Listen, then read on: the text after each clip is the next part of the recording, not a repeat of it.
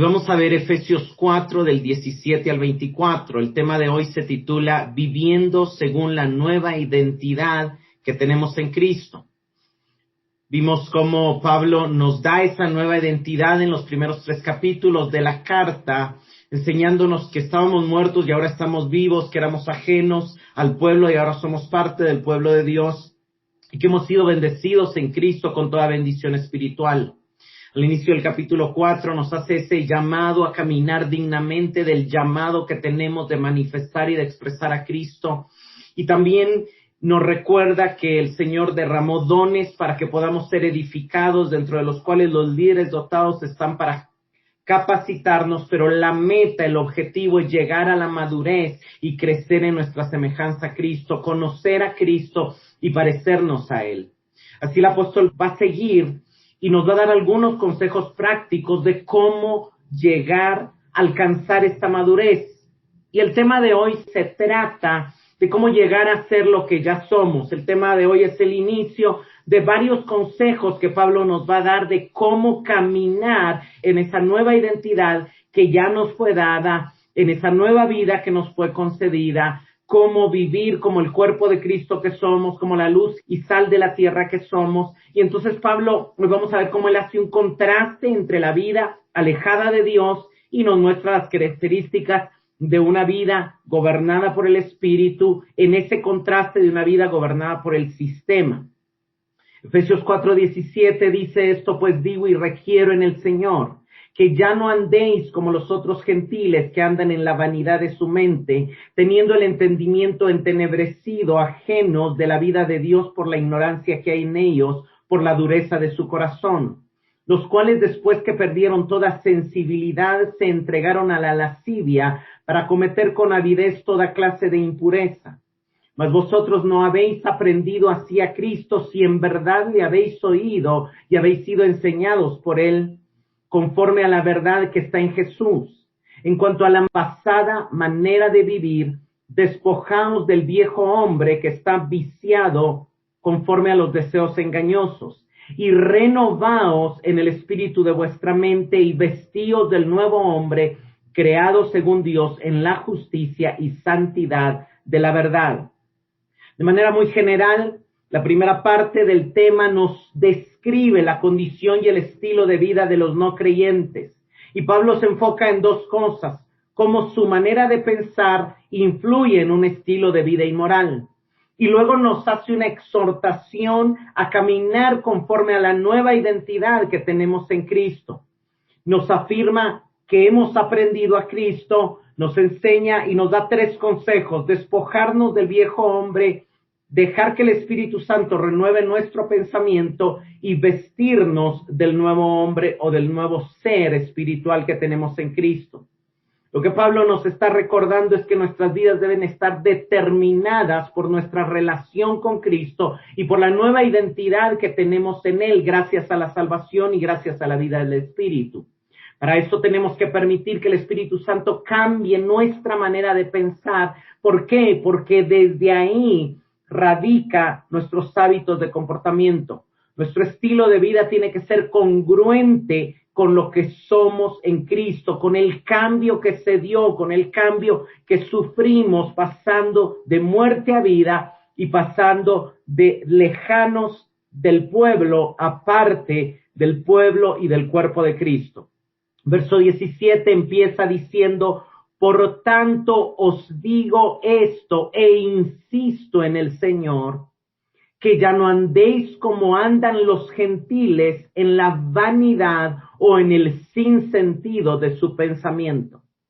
En primer lugar, el por tanto, lo que está diciendo es por todo lo que he explicado acerca de la nueva identidad, que como hijos redimidos y adoptados y como parte de la nueva nación santa ahora tenemos, os digo e insisto.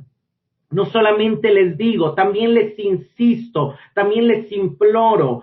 Pablo le está agregando un nivel de seriedad a este llamado con esa frase que él busca hacer una redundancia para que, digamos, no solo nos está diciendo, sino que también nos está implorando, también nos está diciendo y le está agregando la frase preposicional en el Señor, como decir por lo que el Señor ha hecho o de parte de la comisión que el Señor me ha dado. En el Señor les imploro, o sea, escuchen, pongan atención a lo que les estoy diciendo. Y la insistencia es que ya no andemos, que ya no nos comportemos como los gentiles, y aquí obviamente está usando el término refiriéndose a los que no tienen una relación con Dios. Pablo quiere que sus actitudes y su forma de comportarse se diferencien claramente de la de los griegos y los romanos no cristianos con los que conviven. Una vez más, Pablo utiliza la palabra griega andar, que ya la ha usado y que es una palabra clave en la carta porque aparece 7 veces. En Efesios 2, 1 y 2 había dicho que en otro tiempo anduvisteis en vuestros delitos y pecados siguiendo la corriente de este mundo. En el 2:10 dijo que Dios preparó buenas obras de antemano para que anduviéramos, y nuevamente ahí hay un contraste entre anduvisteis en delitos y pecados y Dios preparó buenas obras para que ahora anden en buenas obras. En el 4:1 nos rogó que andéis como es digno del llamamiento como el que hemos sido llamados, y luego más adelante en el 5:2 va a decir andad en amor. En el 5:8 va a decir andad como hijos de luz, y en el 5:15 va a decir andad como sabios y no como necios. Y aquí nuevamente ese andar que se ve reflejado en toda la carta, aquí en el inicio es ya no anden como andan los gentiles. Y Pablo va a mostrar que el cambio de comportamiento inicia en el pensamiento. Para que un cambio sea profundo, tiene que venir primeramente en el pensamiento. ¿Por qué? Porque un cambio exterior no es el cambio que Dios está buscando. Un cambio que solo refleje una actividad nueva, pero no haya un cambio en la creencia más profunda, no va a ser un cambio que se va a sostener a largo plazo. Pablo va a hacer una serie de comentarios contundentes en los cuales hace un diagnóstico del mundo. Y lo primero que dice es que los gentiles andan en la vanidad de su mente. Es importante entender esto, en la vanidad de su mente. La palabra vanidad significa algo sin valor, sin frutos, sin sentido. Una de las versiones traduce aquí que andan en el sinsentido de sus pensamientos. El espíritu de lo que Pablo está diciendo es que viven desde puntos de vista carentes de sentido, o viven una vida que no está generando un provecho eterno, un provecho verdadero. Esta misma palabra que Pablo usa aquí, vanidad, es exactamente la misma palabra en la Septuaginta, en la Biblia en griego, que vemos en muchos pasajes del libro de Eclesiastés, que cuando vemos la totalidad del libro, lo que el libro está caracterizando es una vida que no se vive de acuerdo al temor de Dios. Veamos estos pasajes, Eclesiastés 1:14. Miré todas las obras que se hacen debajo del sol, y he aquí todo ello es vanidad y aflicción de espíritu. Lo que el predicador está diciendo aquí es, ¿qué sentido tiene hacer cosas que se van a destruir? ¿Qué sentido tiene hacer cosas que no van a pasar a la eternidad? Eclesiastés 2:1. Dije yo en mi corazón, ven ahora, te probaré con alegría y gozarás de bien. Mas he aquí, esto también era vanidad. Entonces el predicador está diciendo, otras versiones ahí dicen, te probaré con el placer, y el mensaje es, ¿qué sentido tiene obtener una satisfacción, o tener una risa, o tener un momento de alegría que de todos modos te va a volver a dejar vacío, que de todos modos no te va a durar para toda la vida? Veamos el 2:11, Eclesiastés 2:11. Miré yo luego todas las obras que han hecho mis manos y el trabajo que tomé para hacerlas, y he aquí todo era vanidad y aflicción de espíritu, y sin provecho debajo del sol.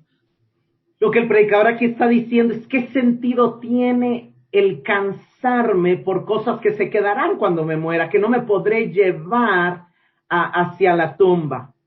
Eclesiastés 2:17. Aborrecí por tanto la vida, porque la obra que se hace debajo del sol me era fastidiosa, por cuanto todo es vanidad y aflicción de espíritu. Viene el predicador y está diciendo, otra versión dice, todo es vanidad y correr tras el viento. Y lo que el predicador está diciendo es, ¿qué sentido tiene correr tras el viento? ¿Qué sentido tiene las penas de la vida? Porque al final, imagínese a alguien corriendo tras el viento. ¿Podría alcanzarlo? ¿Podría atraparlo? No. Y obviamente el mensaje no se queda ahí, ¿verdad? O sea, es un lenguaje poético que está tratando de impactar, creando un tipo de depresión para después decir la vida sí tiene sentido, y es el temer a Dios y guardar sus mandamientos, porque eso nos va a dar acceso a una recompensa eterna, eso nos va a dar acceso a la eternidad, y de alguna manera el mensaje del libro de Eclesiastés es el sentido de esta vida, no es acumular para esta vida, porque en esta vida todo se va a quedar cuando muramos, sino es acumular para la vida que va a empezar después de la muerte. Y no niega que podamos disfrutar de la vida, porque también dice que es dentro del mismo libro que es donde Dios comer, beber y gozar del fruto del trabajo, ¿verdad? Entonces son simple y sencillamente, por eso es importante ver todo el libro en su contexto y en el mensaje completo, pero lo que quiero citar aquí es el uso de la palabra vanidad que vemos, o sea, lo que está diciendo Pablo es, cuando no tenemos a Cristo, nada tiene un verdadero provecho porque no estamos tomando a Dios en cuenta, y eso es lo que va a decir. La vida es fútil, sin propósito, a menos que gire en torno a Dios. Veamos cómo Pablo da otra explicación de esto en Romanos 1 del 18 al 21.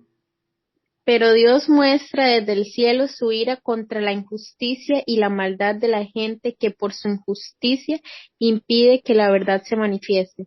Por lo que se puede conocer de Dios, ellos lo conocen, pero Dios mismo se los ha revelado.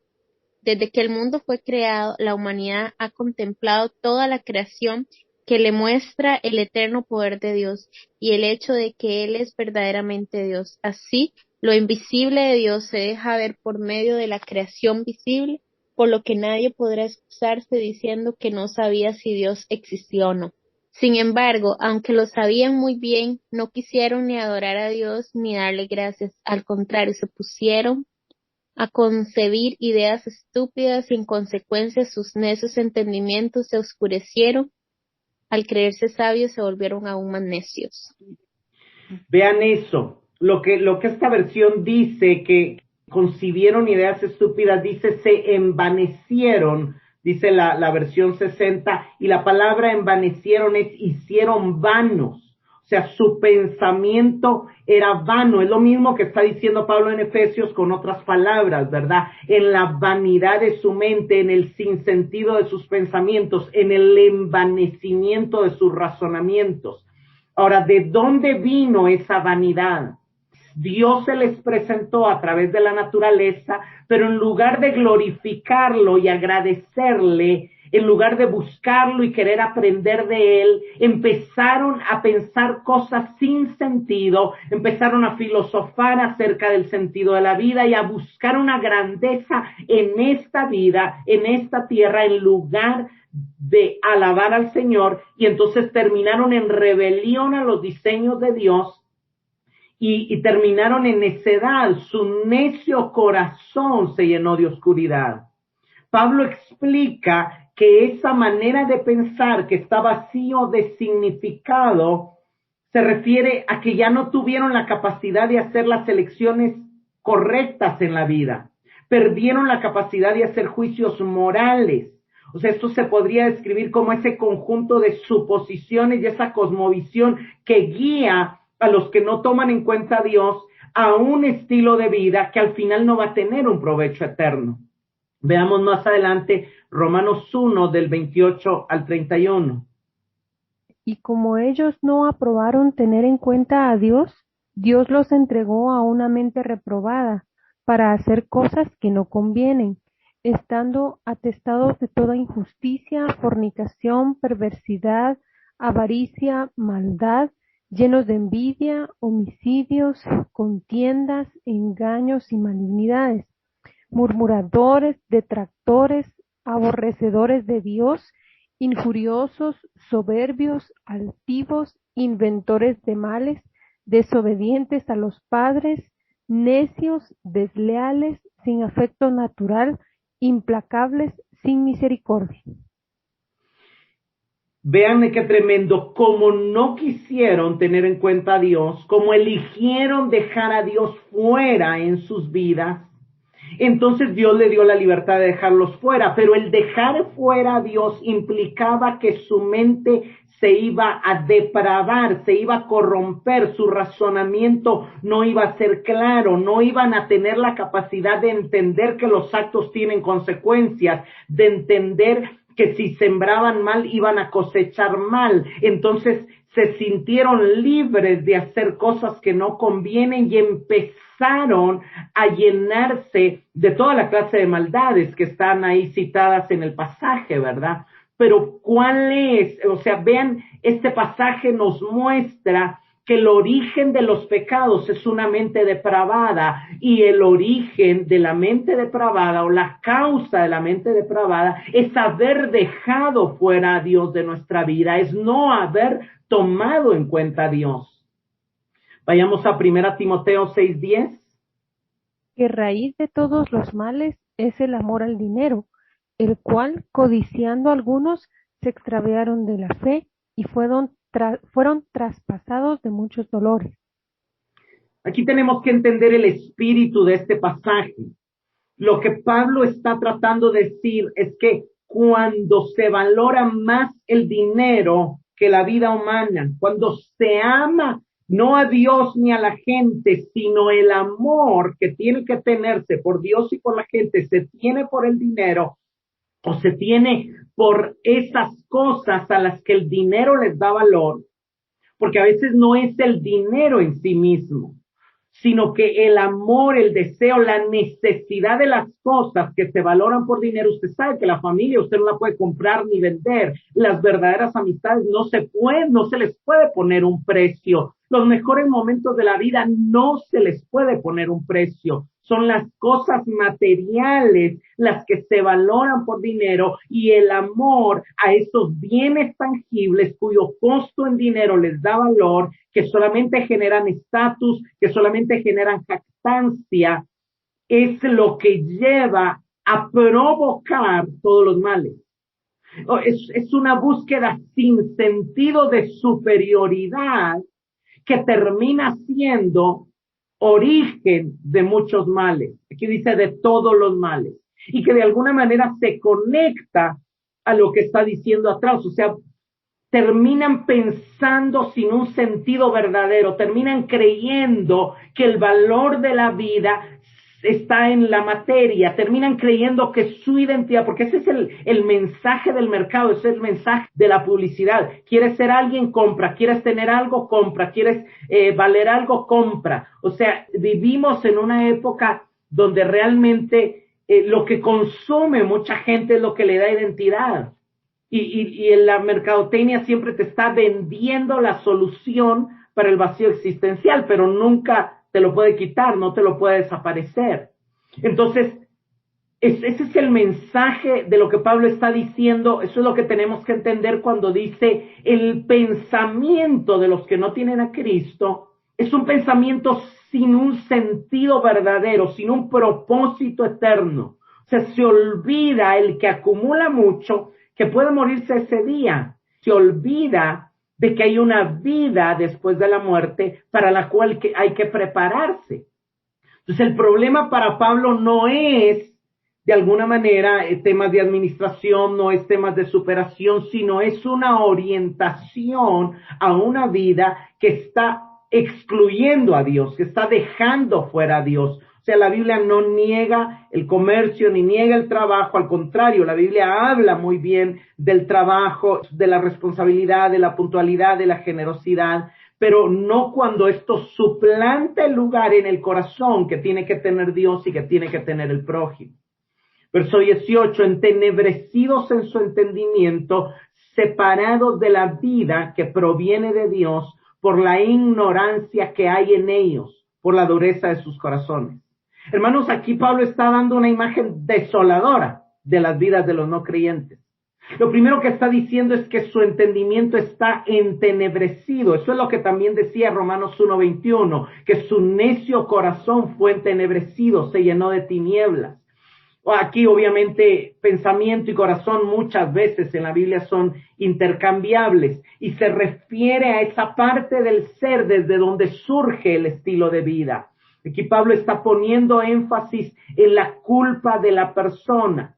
Pablo está reconociendo que ellos tenían la responsabilidad de tomar en cuenta a Dios, pero decidieron dejar fuera a Dios.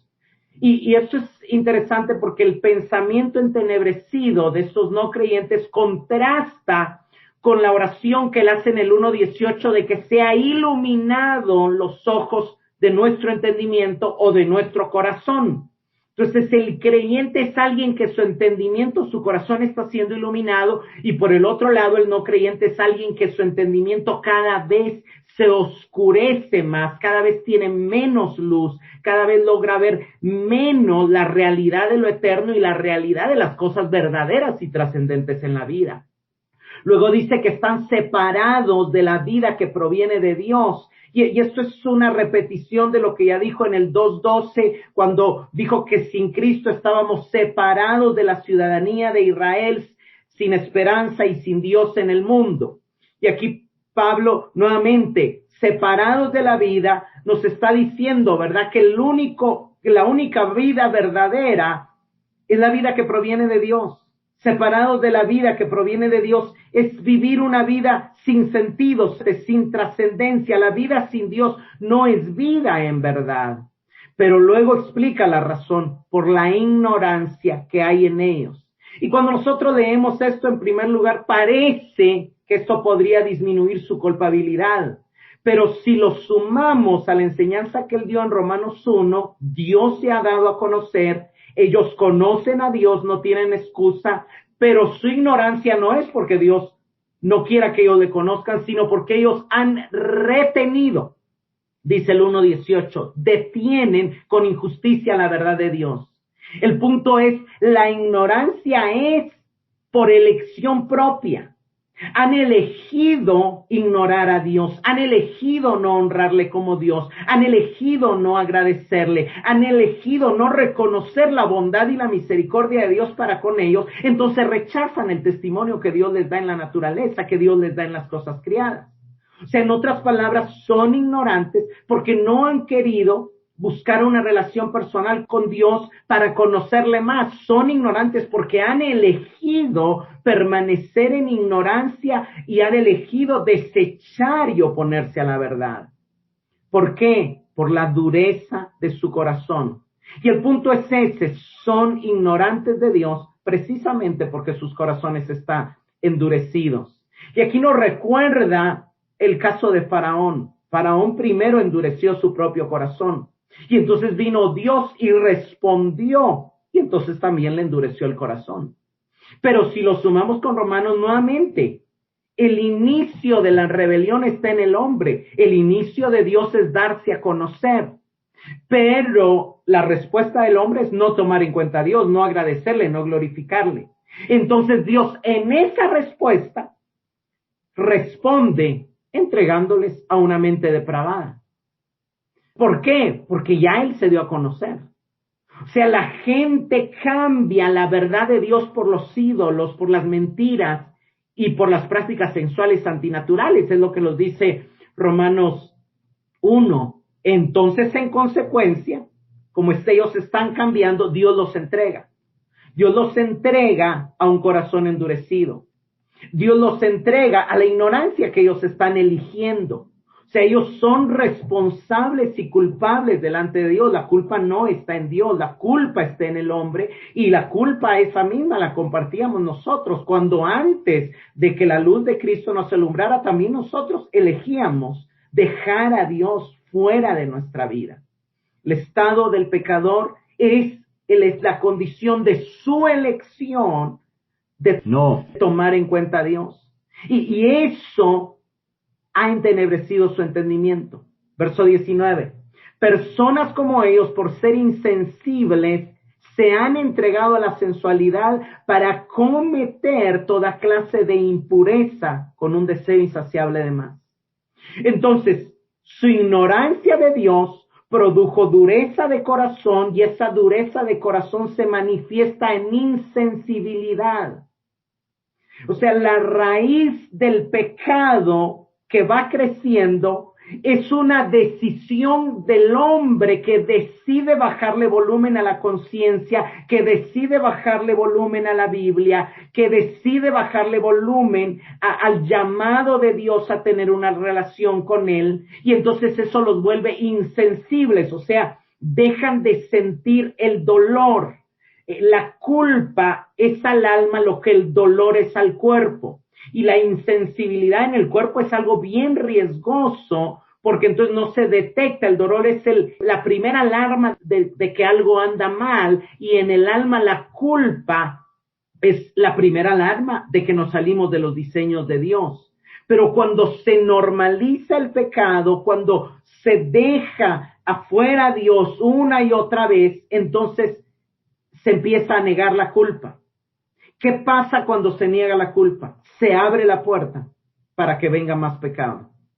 Personas como ellos, por ser insensibles, o sea, por haber endurecido su corazón, por haber elegido la ignorancia, entonces sienten libertad para entregarse a la sensualidad.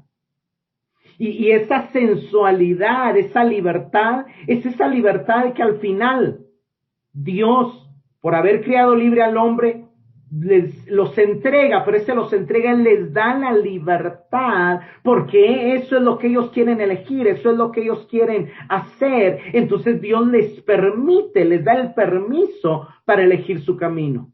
Ahora, cuando dice se entrega a la sensualidad, por supuesto que incluye y trae a nuestro pensamiento el tema sexual, pero debemos de entender que esta palabra no se usa solo específicamente para el tema sensual. También en los versos que la mencionan, que son varios, se sugiere el tema de bebidas, se sugieren las juergas, aún involucra la práctica de la magia y la idolatría. Son cosas que le crean sensaciones, que le crean emoción, que desarrollan emociones en el hombre. El hacer magia no es aparentemente lo mismo que un pecado sexual, pero para Dios sí, es lo mismo, es un tema de sensualidad, es un tema de buscar emociones. La bebida es lo mismo, las drogas son lo mismo, las juergas son lo mismo, y Jesús la describe como algo que surge del corazón humano junto con otras cosas en Mateo 7:22. Pablo también la enumera en Gálatas 5:19 como parte de las obras de la carne, y Pedro habla de estas como una característica del estilo de vida gentil. En 1 Pedro 4:3 él dice, y es suficiente para haber hecho lo que agrada a los gentiles, y lo primero que menciona es habiendo andado en sensualidad, y luego como explicación de esa sensualidad dice lujurias, borracheras, orgías, embriagueces y abominables idolatrías. O sea, esa sensualidad se manifiesta en todo tipo de acto impuro, de todo tipo de acto que despierta las sensaciones y que cada vez deshonra más la creación de Dios o los diseños de Dios. Y lo triste es de que termina diciendo con un deseo insaciable de más. O como lo dice la Reina Valera, para cometer con avidez, y la palabra avidez significa con deseo fuerte e intenso. La Nueva Versión Internacional traduce, y no se sacian de cometer toda clase de actos indecentes. Y ese deseo insaciable, esa avidez, indica de que nunca están satisfechas. Y cómo el pecado, cuando se rebaja la culpa, lleva a las personas a querer más. La maldad va creciendo. La Biblia no nos habla de la evolución humana, pero sí nos habla de la involución que produce el pecado. Involución en la mente, involución en el pensamiento, involución en la conciencia e involución en la sensibilidad, que al final es una involución en la moral, en la ética y en el comportamiento. Esto es lo que la Biblia nos habla. Pero inmediatamente después Pablo hace un contraste y dice, pero vosotros.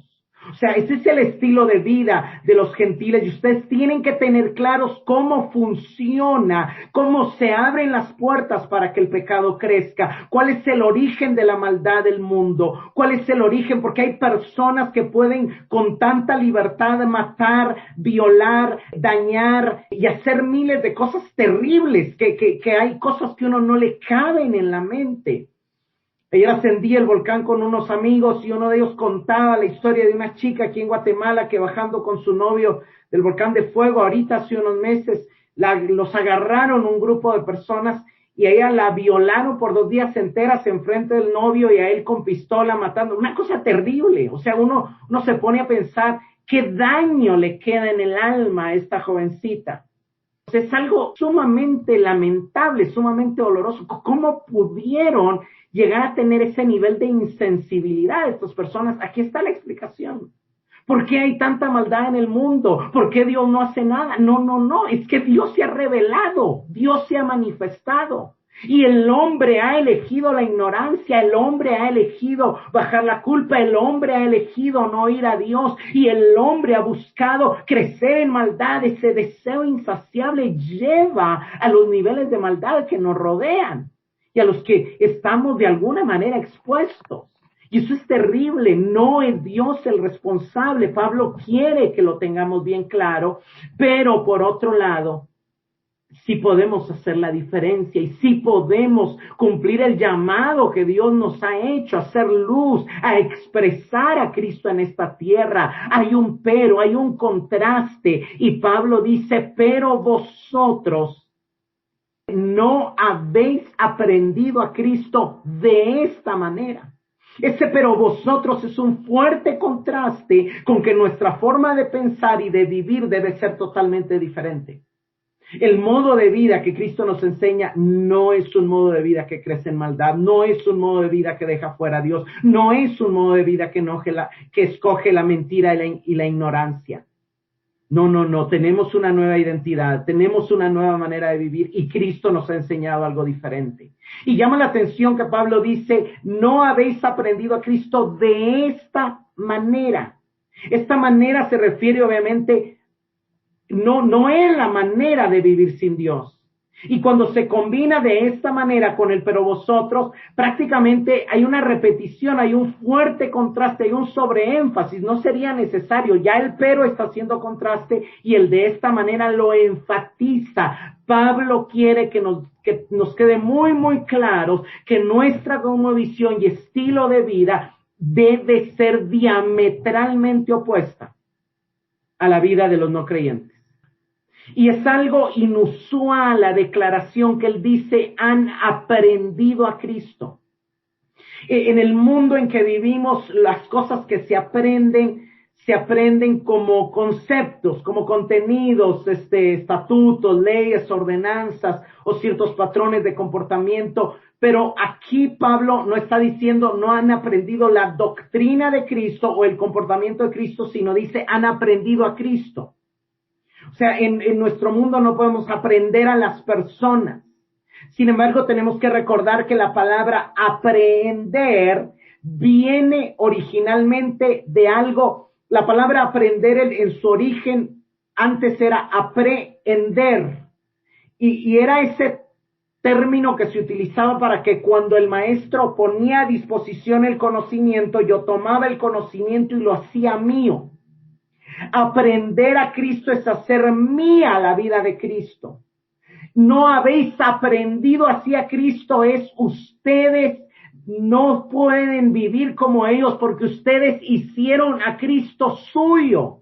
Lo hicieron su Señor, lo hicieron su morador, lo hicieron el que vive en ustedes. Se convirtieron en morada y habitación de Él. Lo aprendieron, lo tomaron y lo hicieron suyo. No sus conceptos, no sus teorías, no. Fue su persona. Fue la persona de Cristo la que llegó a unirse a ustedes. Porque el que se une a Cristo es un espíritu con Él. Entonces no está hablando de las enseñanzas de Cristo, no dice, ustedes no han aprendido así las enseñanzas que los apóstoles le dieron acerca de Cristo. No, ustedes no han aprendido a Cristo. Aprender su vida misma, hacer suya su vida misma. Cuando Cristo habló, Él había dicho que sus palabras no eran explicación de conceptos, eran una impartición de espíritu y vida. En Juan 6:63 es lo que Él dice. O sea, Jesús no estaba interesado, por supuesto que nuestra mente y nuestros conceptos tienen que ser renovados, pero tiene que al mismo tiempo que haber una impartición de espíritu y vida en nosotros, para que ambas cosas, el cambio de entendimiento y el cambio de vida, se reflejen en mostrar a Cristo. O sea, aquí Pablo está resaltando este elemento de la vida espiritual que recibimos en el nuevo nacimiento, donde Cristo entró y se unió a nuestro espíritu, donde nos fue dado un espíritu nuevo que ya traía las leyes de Dios escritas y que se evidencia por la relación que tenemos con Cristo. O sea, recibir a Cristo es recibir su espíritu, es recibir su vida y es recibir una vida que ya tiene las leyes instaladas. Esto es algo sumamente maravilloso entenderlo. Y luego dice, dado que le habéis oído y habéis sido enseñados en él conforme a la verdad que hay en Jesús. Dado que le habéis oído, aquí muestra la certeza de que aún el recién convertido, aún el que se pudo haber nacido de nuevo hace 5 minutos, ya le oyó porque la voz de Dios venía instalada en esa nueva vida.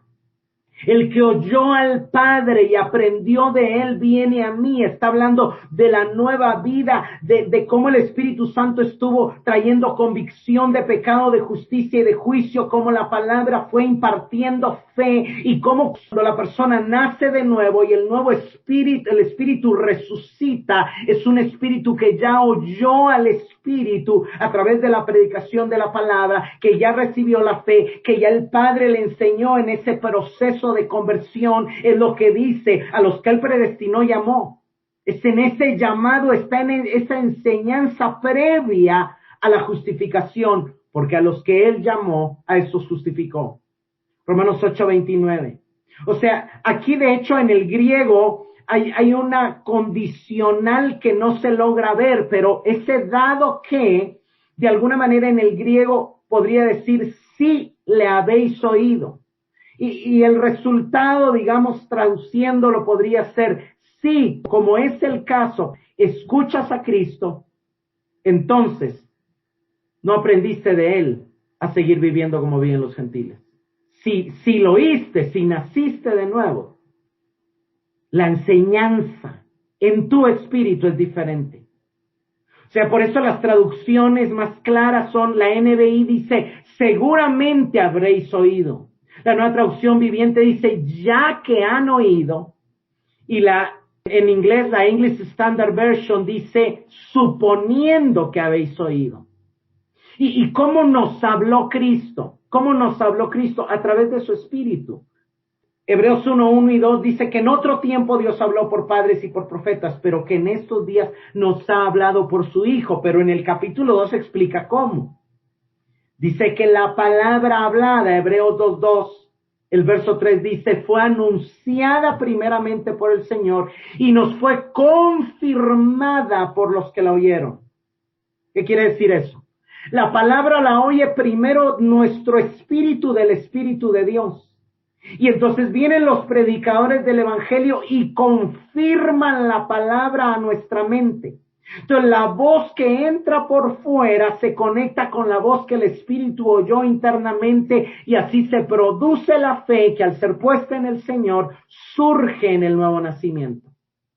Y habéis sido enseñados por Él. Esas dos voces no solamente están al mismo tiempo siendo oídas y están enseñando. Hermanos, estar en Cristo es haber resucitado con Él, pero también es haber sido enseñados con Él. Por eso hay muchos pasajes donde Pablo dice, sabemos. ¿Por qué? Porque él asume que la nueva vida ya trae un conocimiento instalado. Hay muchísimos pasajes, pero el más famoso tal vez es Romanos 8:28, que dice, sabemos que a los que aman a Dios, todas las cosas les ayudan a bien. Es decir, la fe viene con esa certeza de la vida eterna, con esa certeza de que nuestro final va a ser bueno, con esa certeza de la redención final y con esa certeza de que pase lo que pase, todo redundará en bienestar eterno.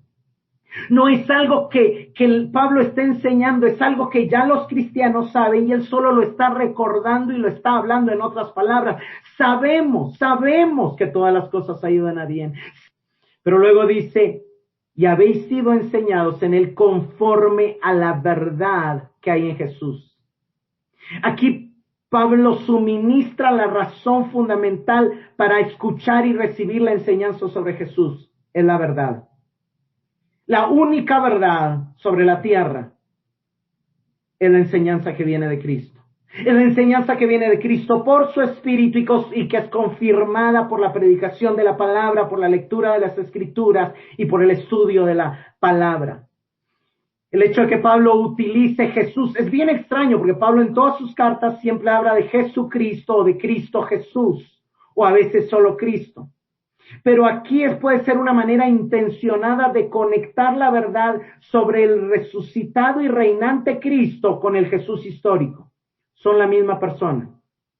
Es tan importante aprender la verdad que él enseñó y personificó durante su ministerio terrenal, como aprender la verdad sobre él en la predicación cristiana y en la revelación que han enseñado los apóstoles y profetas acerca de Dios.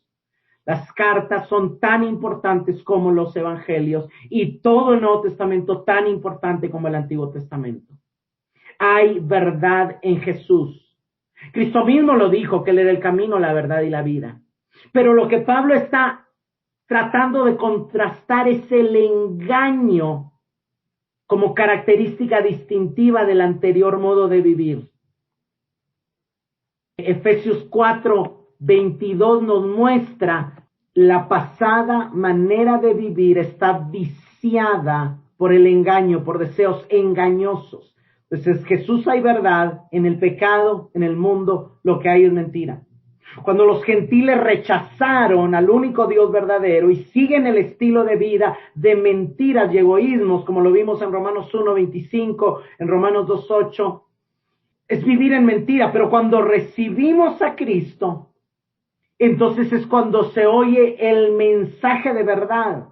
Efesios 1:13, Pablo dice, después de escuchar el mensaje de verdad, el evangelio de vuestra salvación, habéis creído, habéis recibido, habéis sido salvados y fuisteis sellados con el Espíritu Santo. Nacieron de nuevo, ¿por qué? Hasta que oyeron la verdad.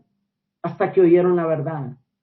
¿Y qué es la enseñanza que nos dio Jesús? ¿Qué es la enseñanza que instaló en nuestro espíritu? La necesidad de avanzar hacia parecernos a Él. Que dicho en palabras de Pablo, el verso 4:22, a despojaros del viejo hombre que se corrompe a vuestra anterior manera de vivir según los deseos engañosos. O sea, sobre la base de nuestra nueva relación con Cristo, hay un llamado a deshacernos de toda práctica corrupta, de todo hábito pecaminoso que formó parte de nuestra vida anterior de llegar a Cristo.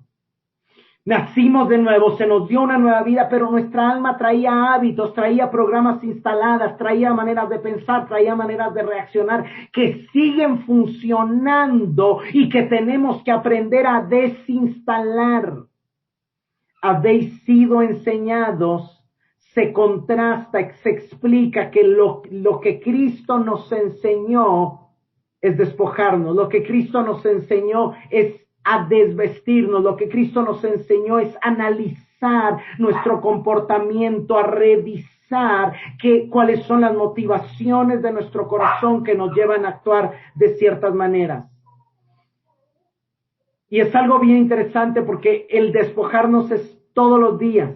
El término en griego despojaros es algo constante, es algo presente. Y aquí nos recuerda que Cristo nos enseñó a tomar la cruz todos los días, todos los días. Cristo dijo, el que no toma su cruz, el que no renuncia, que su vida, sus familiares o sus bienes sean lo primero, no puede ser mi discípulo. O sea, esa fue la enseñanza de Jesús, y en base a esa enseñanza de dejar las prioridades, de tomar la cruz, de negarse a los deseos pecaminosos, es que Pablo dice que lo que Cristo nos enseñó fue a despojarnos. Pablo le está dando un diferente nombre, pero la enseñanza es la misma. La enseñanza es que hay ciertas cosas que fueron instaladas a las que tenemos que morir. Eso es tomar la cruz. Hay ciertos deseos que tienden hacia el pecado a los que nos tenemos que negar. Eso es lo que Cristo dijo. Hay ciertas cosas que llegamos a amar más que Dios, y Cristo dijo, si eso no pasa a un segundo lugar, no puedes ser mi discípulo. Es esa enseñanza que Cristo enseñó y que está instalada en la nueva vida, es lo que Pablo llama despojarse del viejo hombre. Hay un cambio real que se ha producido cuando nos unimos a Cristo, cuando pasamos a ser parte de su cuerpo, cuando morimos con Él, resucitamos con Él y ascendimos con Él. Pero si no trabajamos en que eso pase del espíritu al alma, no vamos a experimentar ni vamos a disfrutar en nuestra vida diaria los beneficios de esa nueva identidad que tenemos en Cristo. Pablo en Colosenses dice que os habéis despojado del viejo hombre, y aquí en Efesios da a entender que necesitamos despojarnos, pero ambas son ciertas. Lo que pasa es que hay una tensión entre lo que Dios ya hizo como algo completo en el espíritu y lo que todavía se tiene que hacer como algo que se está dando como una realidad en el alma. Es la misma tensión escatológica entre el ya y el todavía no.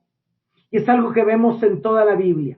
Debido a nuestra unión a Cristo, nuestro viejo hombre ya fue crucificado, dice Romanos 6:6. Esa es una realidad. Sin embargo, Gálatas nos dice que el viejo hombre todavía persiste y que la carne sigue teniendo deseos contrarios al deseo del Espíritu. Y Pablo apela a los creyentes de Éfeso a rechazar todo el viejo ser, como le dice a los de Gálatas, que el que es de Cristo ha crucificado su carne con sus pasiones y deseos, pero también da a entender que los tiene que seguir crucificando. Hermanos, el viejo hombre hace referencia a esas viejas maneras de vivir, a esos rasgos pecaminosos que necesitan ser eliminados. Y la metáfora de desvestirse y vestirse es algo que todos los días uno se levanta y se cambia de ropa. Es esa tarea diaria, matutina, constante de quitarse y ponerse la ropa. Es una actividad diaria, como Cristo dijo también que tomar la cruz era una actividad diaria en Lucas 9:23, cuando dijo tome su cruz cada día.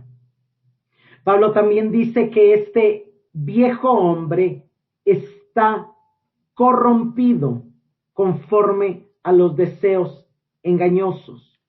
En el griego lo que está diciendo es que está en un estado de corrupción y que ese estado de corrupción se debe a sus propios deseos engañosos que vienen estimulados e influenciados por la carne o por el pecado. Romanos 13:14 nos dice, vestíos del Señor Jesucristo y no proveáis para los deseos de la carne. Gálatas 5:16 dice, andad en el Espíritu y no satisfagáis los deseos de la carne. Gálatas 5:24 dice, los que son de Cristo han crucificado la carne con sus pasiones y deseos. Romanos 6:12 dice, no reine pues el pecado en vuestro cuerpo mortal, de modo que le obedezcáis en sus deseos. Todos los pasajes están hablando a creyentes. Y toda nuestra realidad nos recuerda que siguen habiendo deseos de la carne en nosotros con los cuales batallamos. Somos una nueva creación, estamos unidos a Cristo, pero nuestra carne sigue teniendo deseos contrarios a Dios. Lo interesante es que esos deseos son engañosos. Quiere decir, son procedentes del engaño. ¿Por qué? Porque se oponen a la verdad que está en Jesús. Hemos sido enseñados en la verdad que está en Jesús, pero los deseos vienen del engaño del enemigo, vienen del padre de la mentira. Y por eso, dice Pablo, deben ser renovados por el Espíritu en vuestra mente. Aquí muchas traducciones traducen en el Espíritu de vuestra mente, pero realmente la mejor traducción debería de ser renovados por el Espíritu Santo en nuestra mente, porque aquí surgen las preguntas. La palabra neuma, la palabra espíritu, ¿es el Espíritu Santo o es el espíritu humano? Y el objeto de la renovación, ¿es la mente o es un modificador del espíritu, el espíritu de la mente? Y por las siguientes razones, la mejor traducción es por el Espíritu Santo en vuestra mente. Número 1, porque en la carta a los Efesios Pablo nunca usa la palabra neuma para referirse al espíritu humano. En todas las referencias son al Espíritu Santo.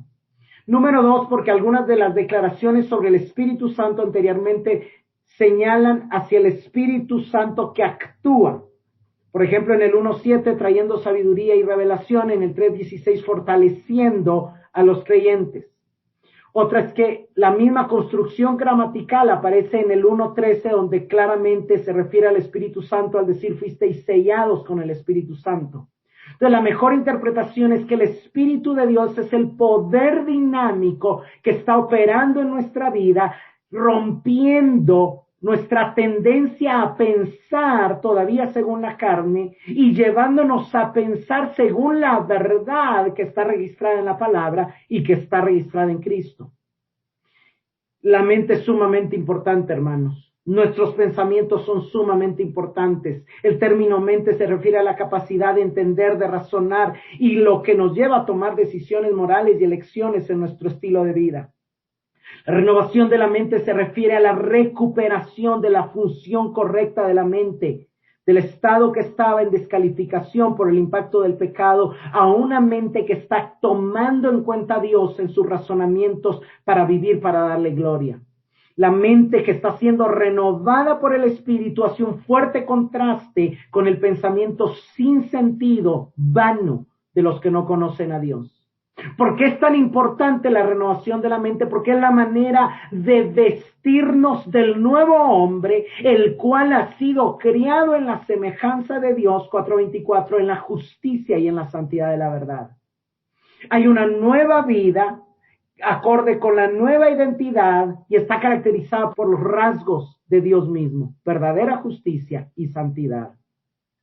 Esta nueva identidad la recibimos en el nuevo nacimiento, somos con Cristo esos, y es una nueva creación, está creado según en la semejanza de Dios. La nueva vida, la vida del Espíritu, es una creación, detrás de ella está la fuerza creadora de Dios, el mismo Dios que creó los cielos, el mismo Dios que quiso crear al hombre para ser hecho a su imagen y a su semejanza, pero por el pecado se distorsionó. Aquí está regresándonos a su diseño original. Debemos recordar 2 Corintios 5:17, si alguno está en Cristo es nueva creación. Y en el contexto, en 2 Corintios 3:6, Pablo aclara que es el Espíritu Santo el que da vida, y es el Espíritu Santo el que renueva esa nueva vida, y las características distintivas son justicia y santidad. Estos términos están muy relacionados, son justicia, era la aplicación de la santidad de Dios a la hora de hacer juicios. No se puede separar lo que es justo de lo que es santo. La justicia es la necesidad de mantener la santidad intacta.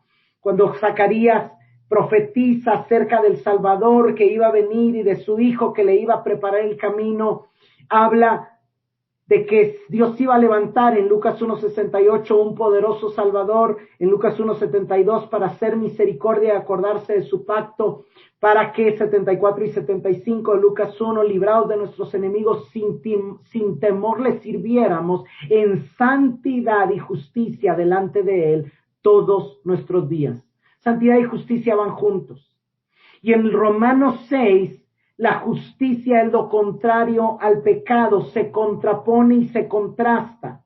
Romanos 6 del 16 al 19 dice que antes servíamos, nuestros miembros estaban sirviendo al pecado para muerte, pero ahora sirven a la obediencia para justicia. El 18, Romanos 6:18 dice, habiendo sido libertados del pecado, habéis sido hechos siervos de la justicia. Y en Romanos 6:22 nos dice que el pecado traía fruto de manifestaciones de la muerte en forma de pérdida y su fin era muerte, pero servir a la justicia tiene como fruto la santidad y como fin la vida eterna. O sea, la justicia y la santidad son dos cosas que se manifiestan juntas. una persona santa se lee por los niveles de justicia en los que vive, y los niveles de justicia es por el bajo nivel de pecado que hay, pero todo eso procede de la verdad. La justicia y la santidad no pudieran darse si no hay una revelación de la verdad. La verdad está en Jesús. El engaño trae pecado y trae muerte, pero la verdad de Jesús trae justicia, la cual produce santidad, la cual se manifiesta en vida eterna. Como cierre, hermanos, debemos reconocer, debemos saber detectar que la maldad no se origina, ni es Dios el responsable de la maldad. Y aunque nosotros ya fuimos libertados del pecado y libertados de la maldad, en nosotros van a seguir habiendo deseos carnales basados en mentiras y en engaños. Y tenemos que saber detectarlos y negarnos a ellos. Por otro lado, necesitamos estar conscientes de que el mundo en el que vivimos sigue gobernando por quien es el padre de la mentira. Y que hoy estamos mucho más expuestos que nunca a su influencia a través de los medios de comunicación. Hermanos, debemos de buscar despojarnos del engaño y crecer en la búsqueda y entendimiento de la verdad cada día, a través de la renovación de la mente, la cual viene por la lectura, la meditación y la oración de las Sagradas Escrituras. Como siempre, termino con algunas preguntas de reflexión. ¿Te parece muy dura la calificación que Pablo hace del pensamiento que deja fuera a Dios como vano, como sin sentido? ¿No es curioso que los grandes avances científicos y tecnológicos son calificados como sin provecho a la luz de su corta duración en comparación con lo eterno? ¿Te has identificado con ese conocimiento que está en tu espíritu aprendido de Dios desde el nuevo nacimiento, que te invita a hacer lo bueno y a caminar en justicia? ¿Reconoces en ti esa búsqueda de justicia, ese anhelo de agradar a Dios que sustituyó los hábitos pecaminosos que te hacían el buscar cosas que solo te destruían? ¿Estás buscando de manera constante formas de renovar tu mente para poder despojarte de las viejas maneras de vivir y crecer en las virtudes de Cristo en ti? Señor, te damos gracias. Una vez más agradecemos, Señor, el cambio de identidad que provocaste en nosotros. Estábamos muertos en delitos y pecados y nos diste vida. Vivíamos engañados bajo el reino de las tinieblas y trajiste luz, claridad y verdad a nuestra vida. Estábamos ajenos a ti y nos hiciste formar parte de tu cuerpo y de tu nuevo pueblo.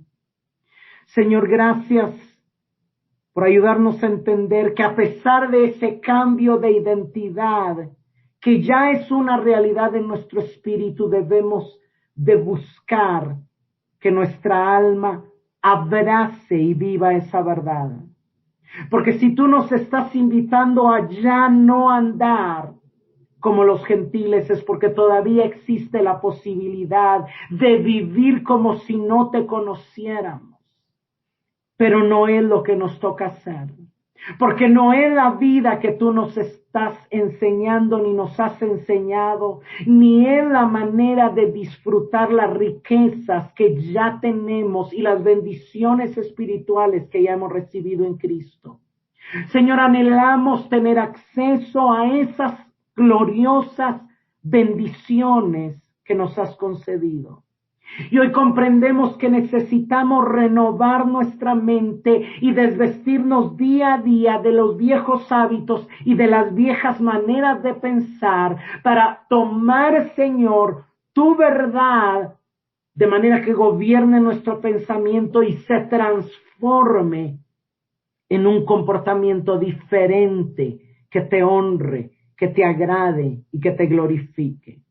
Gracias, Señor, por tu palabra. Ayúdanos a caminar y a vestirnos de ese nuevo hombre, de ese nuevo ser, de esa nueva vida que ya ha sido creada en justicia y santidad de la verdad. En tu nombre oramos. Amén.